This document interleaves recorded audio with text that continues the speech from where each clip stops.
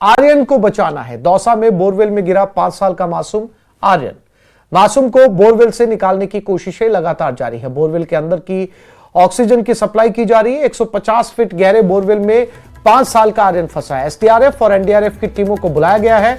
Police प्रशासन के आला अधिकारी मौके पर मौजूद हैं। पापड़दा थाना क्षेत्र के कालीखाड़ गांव की यह घटना है। आर्यन की पहली तस्वीर भी सामने आई है। बोरवेल में फिलहाल आर्यन सुरक्षित बताया जा रहा है। आर्यन के 6 भाई बहन बताए जा रहे हैं। आर्यन से बड़े 3 भाई और 1 बहन है। आर्यन से छोटे भी 2 भाई हैं। बोरवेल हादसे के बाद आर्यन के पिता जगदीश और मां गुड्डी देवी का रो रो कर बुरा हाल है। दरअसल घर से कुछ ही दूरी पर खेत में बने बोरवेल में 5 साल का मासूम आर्यन गिर गया। बच्चे के बोरवेल में गिरने की सूचना मिलते ही पुलिस और प्रशासनिक अधिकारी मौके पर पहुंचे और सिविल डिफेंस की टीम को मौके पर बुलाया। बच्चे को बाहर निकालने के लिए बोरवेल के पास में जेसीबी से मिट्टी की खुदाई शुरू कर दी गई। बोरवेल में पाइप से ऑक्सीजन की सप्लाई की जा रही है। यह हादसा पापड़दा थाना इलाके के कालीखाड़ गांव में हुआ।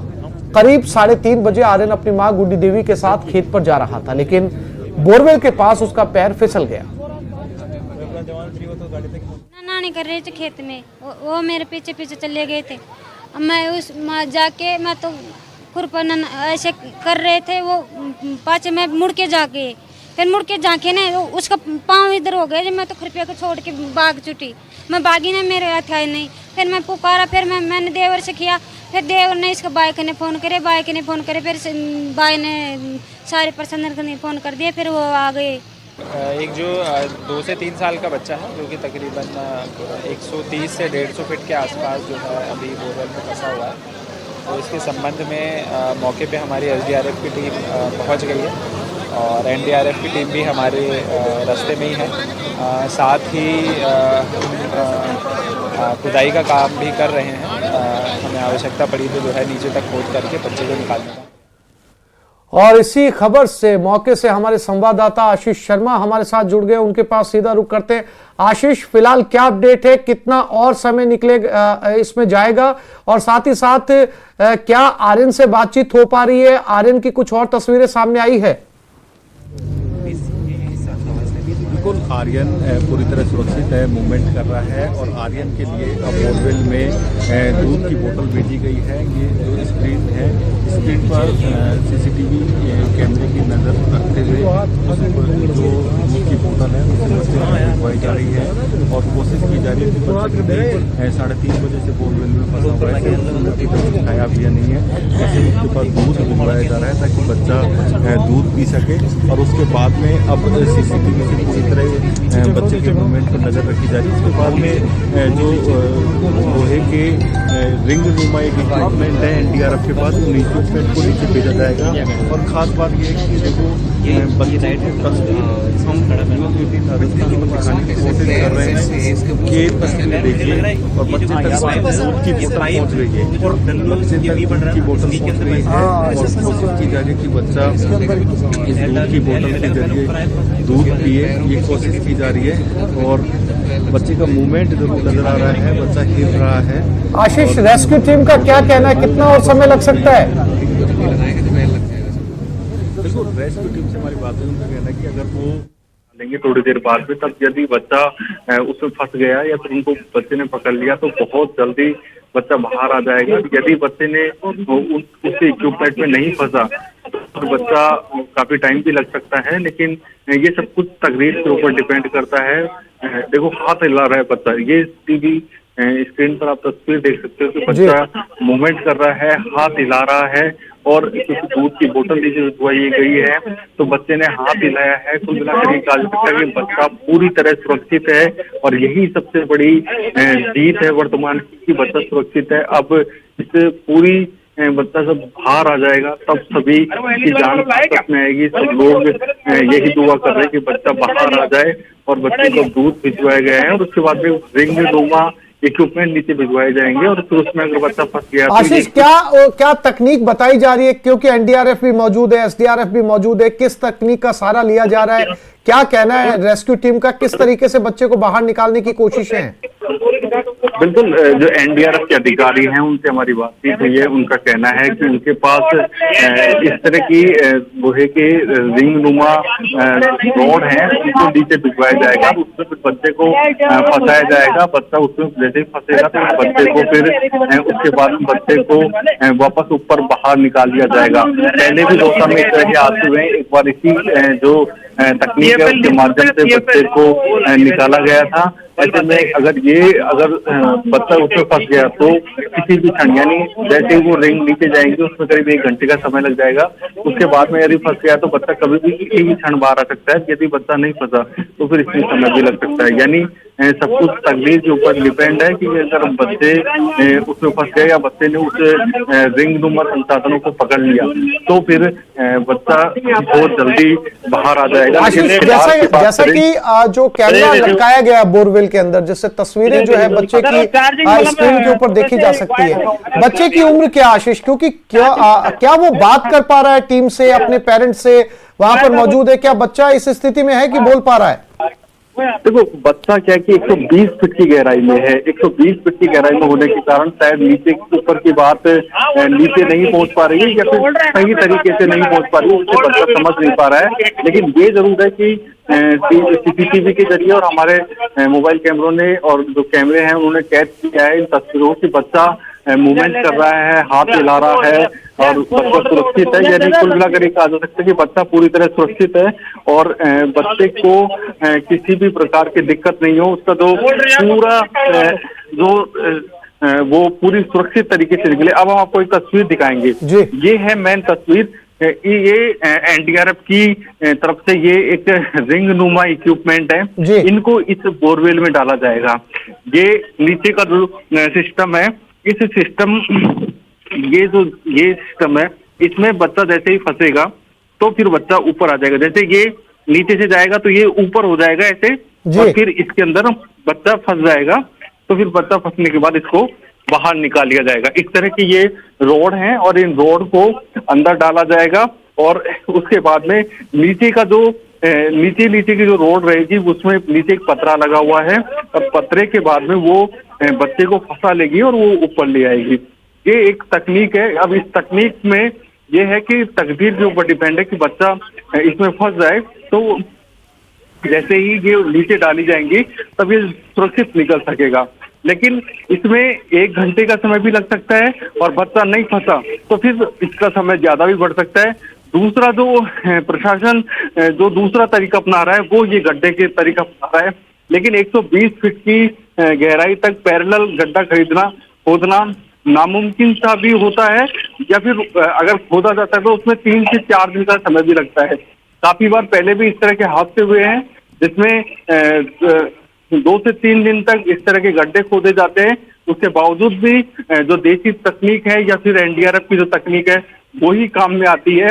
इस तरह की पैरेलल बोरवेल गड्ढा खोदने से कम निकले हैं, क्योंकि पिछली बार जो बांदीकुई में जो बच्चा निकला था वो 35 फीट की गहराई पर फंसा हुआ था, इसलिए वो पैरेलल गड्ढा खोदने में कामयाब हो गए थे। लेकिन 120 फीट की गहराई तक पैरेलल गड्ढा खोदना बहुत मुश्किल काम होता है और उसमें काफी समय लग सकता है।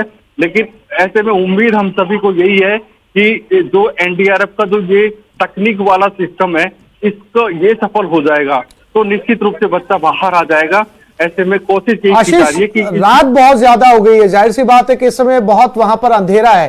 क्या इसके चलते क्या रेस्क्यू पर असर पड़ा है ज्यादा समय होने की वजह से या अंधेरा होने की वजह से?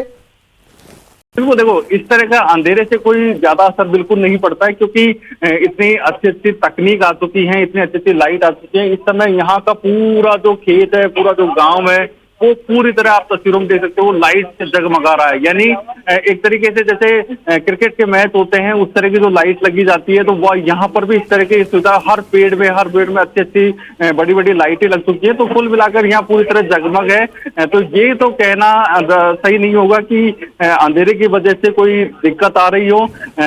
ऐसे में अंधेरे की वजह से किसी प्रकार के रेस्क्यू ऑपरेशन में दिक्कत नहीं आ रही। बस यही है कि बच्चा इस जो एनडीआरएफ का जो ये संसाधन भेजेंगे, जो ये इक्विपमेंट भेजेंगे, इसमें बच्चा फंस जाए, इसको बच्चा पकड़ ले और इसके ऊपर बच्चा फंस जाएगा तो वो निश्चित रूप से बाहर आ जाएगा। ऐसे में बस एक ही उम्मीद है कि जो ये तकनीक अपनाई जा रही है ये तकनीक सफल हो जाए। आशीष, आपने बताया कि जो व्यवस्था बोरवेल में बच्चे को निकालने के लिए की गई है, जो लोहे की रॉड्स तैयार की गई हैं, कितना समय है, कब इस तकनीक का सहारा लिया जाएगा, कब इसे बोरवेल में उतारा जाएगा? बिल्कुल, पहले सीसीटीवी को सेट किया जा रहा है वहां पर, क्योंकि जब ये लोहे की रोड है जाएंगी तो बच्चे के सिर पर चोट नहीं लग जाएगी, इन सभी चीजों का ध्यान रखा जाएगा। ऐसे में पहले जो सीसीटीवी कैमरे हैं उन्हें सही तरीके से स्थापित किया जा रहा है, बार बार सीसीटीवी कैमरे को बाहर निकाला जा रहा है, फिर अंदर भेजा जा रहा है। यानी कुल मिलाकर कहा जा सकता है कि अभी सीसीटीवी कैमरा ठीक तरीके से वहां पर सेट नहीं हो पाया है, और जो बच्चा है उसको दूध उपलब्ध कराने की कोशिश की जा रही है। पहले कुछ खाद्य सामग्री वहां पर पहुंच जाएगी तो फिर बच्चे को निकालने में यदि 1 से 2 घंटे का समय लगता है तो भी कोई दिक्कत नहीं होगी। कुल मिलाकर ये कोशिश की जा रही है कि बच्चे को कुछ खाद्य सामग्री, दूध वगैरह पहुंच जाए और फिर सीसीटीवी ढंग से सेट हो जाए, ताकि जो ये लोहे की रोड नीचे जाए तो किसी प्रकार की चोट बच्चे के सिर पर या फिर अन्य जगह पर नहीं आए, उसका जीवन सुरक्षित रहे। ये कोशिश करके और फिर ये पूरे जो लोहे की जो रिंग नुमा जो रोड है इनको डाला जाएगा। कुल मिलाकर कहा जा सकता है रेस्क्यू ऑपरेशन तेज गति से किया जा रहा है, लेकिन सुरक्षित माहौल में किया जा रहा है। भले ही चाहे 1 से 2 घंटे अतिरिक्त लग जाए, लेकिन बच्चे को सुरक्षित निकालने के लिए एक एक चीज में सावधानी बरती जा रही है, और सावधानी बरतते हुए ये पूरा जो रेस्क्यू ऑपरेशन है ये चलाया जा रहा है। आशीष, ऑक्सीजन की समस्या नहीं आ रही बोरवेल में बच्चे को? बिल्कुल, ऑक्सीजन के लिए यहाँ पर 3 से 4 एम्बुलेंस मौजूद है, काफी सारे सिलेंडर यहाँ पर आ चुके हैं, और ऑक्सीजन की 3 पाइपलाइन अंदर भेजी गई हैं, ताकि क्योंकि सीसीटीवी कैमरा अच्छी तरीके से सेट नहीं है तो इसमें ये संभावना जताई जा रही है कि अगर मान लो कोई बीच में नली फंस गई हो और वो नली नीचे तक नहीं पहुंची हो, ऐसे में हर संभावना को देखते हुए 2 से 3 पाइपलाइन भेजी गई है, ताकि कोई ना कोई पाइपलाइन तो बिल्कुल नीचे तक पहुंची हो और बच्चा सुरक्षित रहो। क्योंकि इतने घंटे हो चुके हैं, 3:30 बजे से बच्चा गिरा हुआ है, अब तक बच्चा सुरक्षित है। और जब अभी सीसीटीवी में देखा गया था कि जो ऑक्सीजन का जो पाइप है वो बिल्कुल नीचे तक है, यानी कुल मिलाकर कहा जा सकता है कि बच्चे तक ऑक्सीजन पहुंच रही है, ऑक्सीजन की किसी प्रकार की दिक्कत नहीं है। और जिला प्रशासन ने यहाँ पर कई एम्बुलेंसों के जरिए काफी सारे सिलेंडर यहाँ पर मंगवा लिए हैं। ऐसे में कुल मिलाकर कहा जा सकता है कि ऑक्सीजन की कोई दिक्कत नहीं है, किसी भी प्रकार की कोई दिक्कत नहीं है। अब तो बस ये है कि जो भगवान की जो तकदीर यहाँ पर हो जाए तो बच्चा। आशीष, क्या कोई ऐसी तकनीक भी वहां पर मौजूद है, क्योंकि देश की सबसे डिजास्टर मैनेजमेंट की टीमें वहां पर मौजूद हैं, चाहे वो एसडीआरएफ हो, एनडीआरएफ हो, कोई ऐसी तकनीक जिसमें बच्चे के साथ बोरवेल में बात की जा सके? इसके लिए यह भी जरूरी है क्या बच्चे की सही उम्र पता चल पाई, अगर कोई बात करने का तरीका खोजा जाए, बच्चे को ढांढस बंधाया जाए, अगर वो बात कर सकता हो तो? बिल्कुल, इसके लिए एक इक्विपमेंट भेजा जा रहा है, जो सीसीटीवी कैमरा जाएगा उसमें आवाज भी जाएगी। ये जो एनडीआरएफ का जो सीसीटीवी अंदर जा रहा है उसके अंदर आवाज भी जाएगी, तो ये ऊपर से नीचे बोलेंगे तो बच्चे तक स्पष्ट आवाज जाएगी। कुल मिलाकर कहा जा सकता है कि जो ये सीसीटीवी कैमरा जाएगा इससे बात भी की जा सकती है किसी भी व्यक्ति से, एक व्यक्ति से दूसरी जगह बैठे हुए। इस तरह का ये नई तकनीकी का सीसीटीवी है। ऐसे में जैसे ही ये अच्छे से इंस्टॉल हो जाएगा, क्या बच्चा इतना बड़ा है कि वो बोल सकता है? बिल्कुल, बच्चा करीब 4.5-5 साल का है। ऐसे में बच्चा बोल भी लेता है, और जो घर वाले उसे प्यार से गोलू नाम से जानते हैं, तो गोलू नाम से वो बच्चा बोलता है। और उसका वैसे जो डॉक्यूमेंटली नाम आर्यन है, और गोलू के नाम से जो आसपास के जो उसके साथी बच्चे हैं या उसके परिजन है वो गोलू नाम से उसे पुकारते हैं। ऐसे में गोलू को जैसे ही आवाज दी जाती है, एक बार आवाज भी दी गई थी, लेकिन उस समय आवाज इसलिए नहीं पहुंची कि जो सीसीटीवी कैमरा था वो ऑडियो वाला नहीं था। अब जो एनडीआरएफ की टीम ने जो डाला है उसमें ऑडियो वाला सीसीटीवी डाला है। अब बच्चे तक आवाज पहुंचेगी, और आवाज बोरवेल में गूंजेगी नहीं, और आसानी से पूरी आवाज पहुंचेगी, जिससे बच्चे से बात भी होने की संभावना है। कुल मिलाकर कहा जा सकता है कि सीसीटीवी में नजर रखते हुए ये लोहे की रोड डाली जाएंगी और उसमें बच्चे को फंसाकर बाहर निकाला जाएगा। सीसीटीवी इसलिए लगाया जा रहा है कि जो रोड डालते समय कोई अनहोनी नहीं हो जाए, बच्चे के किसी प्रकार की चोट नहीं लग जाए, उसके सिर पर चोट नहीं लग जाए। ये इसलिए पहले सीसीटीवी इंस्टॉल होंगे और उसके बाद में फिर ये डाला जाएगा। आशीष, जिस समय बच्चा इस बोरवेल में गिरा था, जैसा कि उनकी माता जी ने बताया, उसके बाद में बहुत ज्यादा समय लग गया रेस्क्यू टीम को पहुंचने में, प्रशासन तक सूचना पहुंचने में? बिल्कुल, प्रशासन क्योंकि 3:30 बजे ये बच्चा गिरा था, 4 बजे की समथिंग प्रशासन के पास इंफॉर्मेशन गई थी और जो स्थानीय प्रशासन है वो तत्काल मौके पर पहुंच गया था। तो स्थानीय थानाधिकारी हैं और स्थानीय जो डीएसपी और एसडीएम है वो मौके पर पहुंच गए थे। लेकिन क्योंकि संसाधन आने में दौसा या जयपुर से जो संसाधन आते हैं, जो जेसीबी एलएनटी मशीनें हैं, वो काफी दूरी से आते हैं, तो उनको आने में आधा घंटे का समय लग गया। तो कुल मिलाकर एक 4:30 बजे से यहाँ रेस्क्यू ऑपरेशन शुरू हुआ था और उसके बाद से लगातार जारी है। क्योंकि ये जो गांव है ये कोई बड़े कस्बे के पास में नहीं है, दौसा से भी इसकी दूरी करीब 30 किलोमीटर है और सबसे नजदीक इनके पास अगर कोई शहर है तो वो दौसा है। ऐसे में जो भी चीज यहाँ पर आ रही है वो दौसा से आ रही है, तो निश्चित रूप से उसमें 35 से 40 मिनट का समय हर चीज में लग रहा है। इसलिए क्योंकि काफी इंटीरियर में ये गाँव है और यहाँ पर ये पूरी इंतजाम हालांकि प्रशासन द्वारा किए जा रहे हैं। किसी प्रकार की कोई ऐसी नहीं कहा जा सकता कि कोई भारी काफी देरी हुई हो, एम्बुलेंस जो भी आवश्यक चीजें हैं वो बहुत कम समय पर यहाँ पर पहुंच गई थी। अब धीरे धीरे एनडीआरएफ की टीम किशनगढ़ अजमेर से यहाँ पर आई है, क्योंकि जो टीमें होती हैं वो कहीं भी हो सकती हैं, जो किसी दूसरे ऑपरेशन में मौजूद होती हैं या फिर वो डेमो देती हैं तो वहां पर होती हैं। ऐसे में वहां से ये आती हैं, तो ये अजमेर के किशनगढ़ में थी, वहां से ये टीम आई है। तो निश्चित रूप से टाइम तो लगता ही है, लेकिन कुल मिलाकर कह सकते हैं कि अभी कोई ज्यादा देरी नहीं है और बच्चा पूरी तरह सुरक्षित है। बस ये है कि बच्चा उस जो लोहे के रिंग नुमा इक्विपमेंट है इसको पकड़ ले तो बच्चा सुरक्षित बाहर आ सकता है। आशीष, तस्वीरों में नजर आ रहा है एक तरफ खुदाई भी की जा रही है, क्या अल्टरनेट रास्ता अपनाया जा रहा है? अगर इस रॉड के जरिए बच्चा बाहर नहीं आता है तो क्या दूसरा विकल्प पर गौर किया जा रहा है? बिल्कुल, ये विकल्प शुरुआत से ही किया जा रहा है। पैरेलल एक गड्ढा खोदा जा रहा है, जिस तरह अन्य काफी सारे जो बोरवेल हादसे, करीब 1 दर्जन हादसे दौसा जिले में मैंने कवरेज कर चुका हूं। ऐसे में 1 दर्जन हादसे दौसा में करीब हो चुके हैं, लेकिन जो इसी तरीके के पहले खुदाई की जाती है। लेकिन आमतौर पर जो बच्चा निकलता है वो इस एनडीआरएफ की तकनीक या फिर देसी जुगाड़, जो यहाँ के लोकल जो जुगाड़ वाले जो लोग होते हैं वो भी देसी जुगाड़ से भी निकालते हैं, लेकिन उसमें रिस्क काफी ज्यादा होती है, बच्चे की सुरक्षा को खतरा हो जाता है। जो एनडीआरएफ का जो तकनीक है वो पूरी तरह सुरक्षित रहती है। ऐसे में सुरक्षित तकनीक से ही निकालने की कोशिश की जा रही है।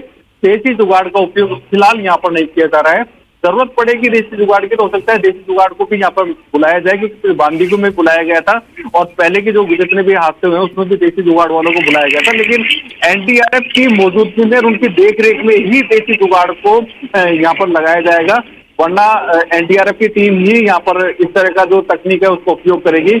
कुल मिलाकर कहा जा सकता है 2 तकनीकों के माध्यम से काम किया जा रहा है। एक तो ये गड्ढा खोदा जा रहा है, गड्ढा पैरेलल खोदा जा रहा है, पर 120 फीट की गहराई का गड्ढा खोदने के लिए अभी तो ये 40 फीट दूरी से खोदा जा रहा है, लेकिन धीरे धीरे 100 फीट की दूरी तक ये गड्ढा खुद जाएगा, यानी काफी बड़ा काम हो जाएगा और 2 से 3 दिन का निश्चित रूप से समय लगेगा उस पूरे 120 फीट की गहराई का गड्ढा खोदने में, क्योंकि पैरेलल गड्ढा खोदना। बिल्कुल आशीष, आप नजर बनाए रखिएगा, हम आपसे समय समय पर अपडेट लेते रहेंगे।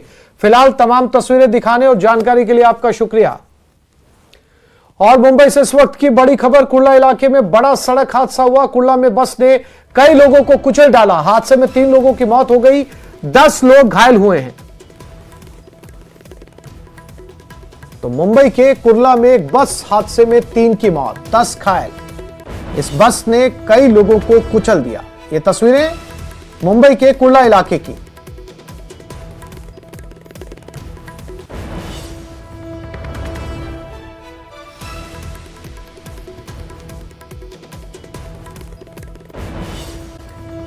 जयपुर में 3 दिन तक चलने वाले rising Rajasthan global investment summit का उद्घाटन पीएम नरेंद्र मोदी ने किया। 11 दिसंबर तक चलने वाले समिट में 32 देशों के उद्योगपति और भारत के बड़े कारोबारी शामिल हैं। उद्घाटन समारोह में दिए अपने भाषण में पीएम मोदी ने प्रदेश के साथ साथ सीएम भजनलाल शर्मा की भी जमकर तारीफ की। देखिए इस रिपोर्ट में।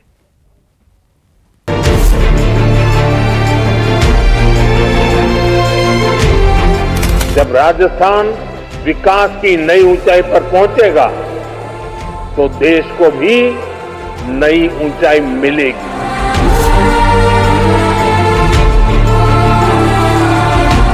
राजस्थान निवेश के लिए बेहतरीन डेस्टिनेशन है।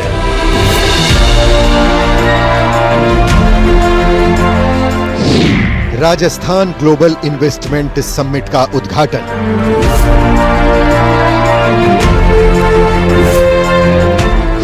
पीएम मोदी ने की प्रदेश सरकार की जमकर तारीफ। भजनलाल जी जिस कुशलता और प्रतिबद्धता के साथ राजस्थान के तेज विकास में जुटे हैं वो प्रशंसनीय है। बोले आत्मनिर्भर भारत की मजबूत नींव है राजस्थान। फार्म से लेकर फोर्ट तक राजस्थान के पास बहुत कुछ है। ये आत्मनिर्भर भारत की मजबूत नींव है। ये तस्वीरें सीतापुर स्थित Jaipur exhibition and convention centre की है, जहां पीएम मोदी ने 11 दिसंबर तक चलने वाले rising Rajasthan global investment summit 2024 का उद्घाटन किया। Welcome to Rajasthan, the land of history. इस दौरान 32 देशों और भारत के बड़े कारोबारी शामिल हैं।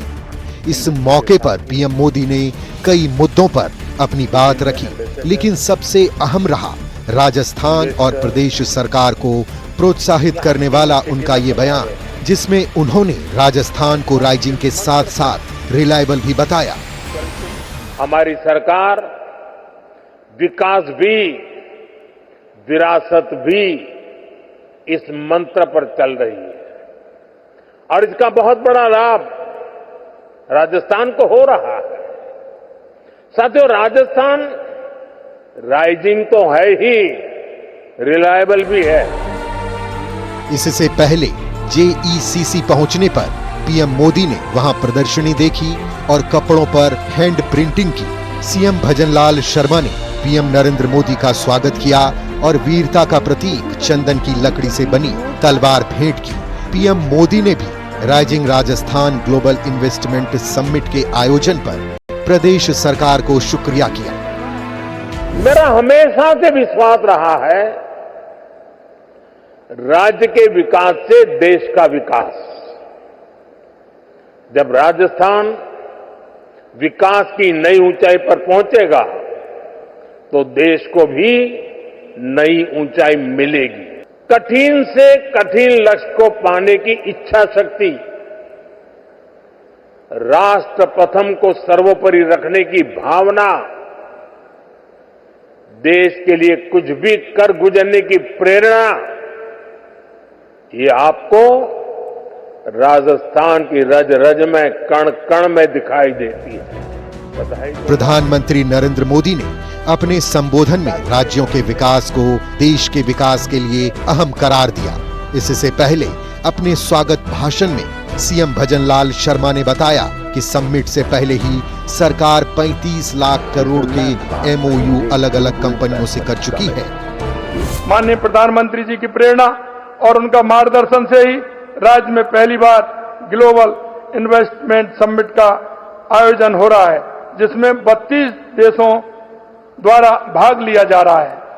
हमने राज्य में विभिन्न क्षेत्रों में निवेशकों को प्रोत्साहन करने के लिए न केवल 10 नई महत्वपूर्ण नीतियां लागू की हैं, बल्कि ईज ऑफ डूइंग बिजनेस के क्षेत्र में भी ठोस कदम उठाए हैं, जिसके फलस्वरूप राज्य में निवेश को लेकर एक अभूतपूर्व माहौल बना है।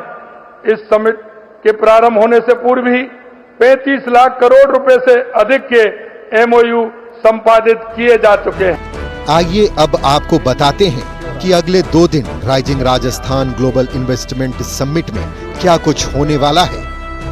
10 दिसंबर प्रवासी राजस्थानी कॉन्क्लेव का आयोजन किया जाएगा। दुनिया भर के राजस्थानी कारोबारी कॉन्क्लेव में एक मंच पर होंगे। दोपहर के बाद अलग अलग विषयों पर सेशन होंगे।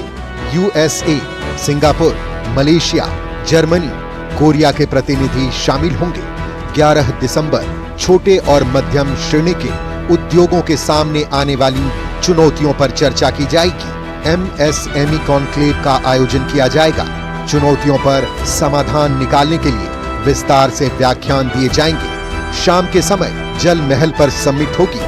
मेहमानों के एंटरटेनमेंट के लिए सांस्कृतिक कार्यक्रम पेश किए जाएंगे। बॉलीवुड गायक सोनू निगम और रविंद्र उपाध्याय अपनी प्रस्तुतियां देंगे। बहरहाल 3 दिन तक चलने वाले rising Rajasthan global investment summit से प्रदेश को भारी निवेश मिलने की उम्मीद है, जिसका फायदा प्रदेश की जनता को मिलेगा। Bureau report, news 18 Rajasthan. State designed the Rising Rajasthan Global Investment Summit to beckon the investor community to this land of opportunity. Rajasthan के लिए बड़ी खबर है। राजस्थान कैडर के आईएएस संजय मल्होत्रा को आरबीआई का नया गवर्नर नियुक्त कर दिया गया है। केंद्रीय कैबिनेट कमेटी ने इसके आदेश जारी कर दिए हैं। आपको बता दें कि संजय मल्होत्रा आरबीआई के गवर्नर पद पर जाने वाले राजस्थान कैडर के पहले अफसर हैं।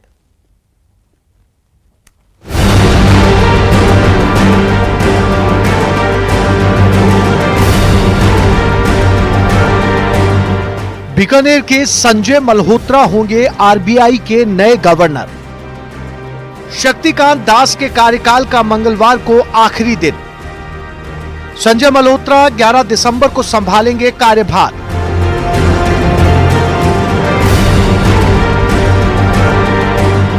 राजस्व सचिव संजय मल्होत्रा को भारतीय रिजर्व बैंक यानी आरबीआई का 26वां गवर्नर नियुक्त किया गया है। केंद्रीय मंत्रिमंडल की नियुक्ति समिति ने मल्होत्रा के नाम को मंजूरी दे दी है। उन्हें 11 दिसंबर से 3 साल के लिए आरबीआई गवर्नर नियुक्त किया गया है। वहीं संजय मल्होत्रा की नियुक्ति पर पूर्व मुख्यमंत्री अशोक गहलोत ने उन्हें बधाई दी है।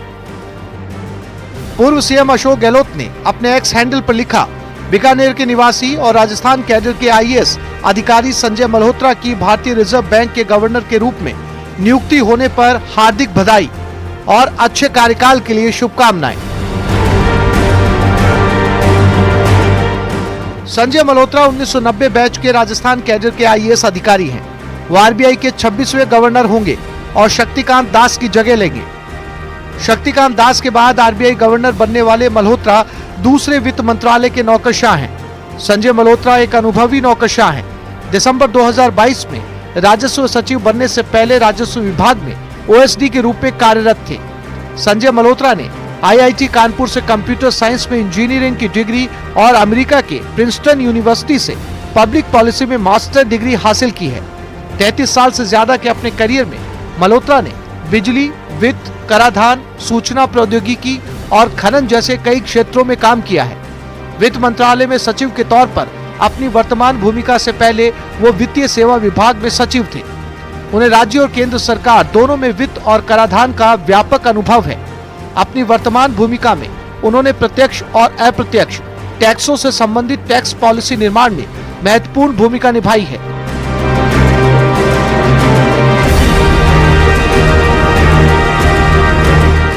संजय मल्होत्रा की नियुक्ति ऐसे वक्त हुई है जब देश की इकोनॉमी को अहम चुनौतियों और सुधारों का सामना करना पड़ रहा है। लंबे समय तक ब्याज दरों में ठहराव के बाद ब्याज दरों में कटौती का भारी दबाव है। ऐसे में संजय मल्होत्रा फरवरी की बैठक में एमपीसी की अध्यक्षता करेंगे। इसमें ब्याज दरों में कटौती पर विचार किया जाएगा। Bureau report, news 18 Rajasthan.